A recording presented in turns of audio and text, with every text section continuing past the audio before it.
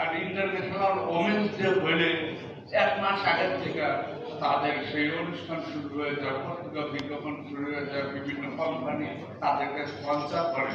অথচ পুরুষ দিবস আমরা অনেকেই জানি না যে ইন্টারন্যাশনাল পুরুষদের জন্য একটি বিশেষ দিন আছে।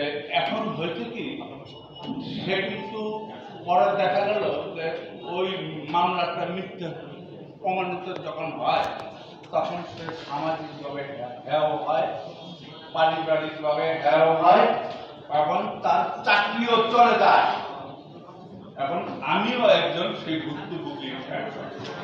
যেটা আগামী দিনের অনাগত তরুণ প্রজন্ম তারা যেন আর কোনো নিপীড়নের শিকার না হয়, এবং মেয়েদের নামে কোনো বাড়ি ঘর নিজের যেটা থাকে সেই বসত বাড়ি অথবা যেই গাড়িতে সে চলে সেটা মেয়েদের নামে করবে না।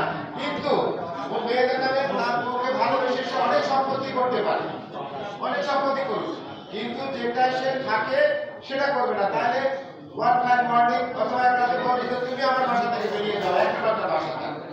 এই জন্য এইসব ব্যাপারে আমরা সবার সচেতনতায় কাজ করছি, এবং সরকারের কাছে আমরা কিন্তু আমাদের ক্যাম্পাসের তরফ থেকে অনেক কার্যক্রম তুলে ধরেছি। আমাদের অনেকগুলো বইও আছে এই মর্মে। তো আমরা আপনাদের সাথে কাজ করলে, আমরা সরকার সচেতনভাবে সবাই একত্রে কাজ করলে খুব ভালো হবে।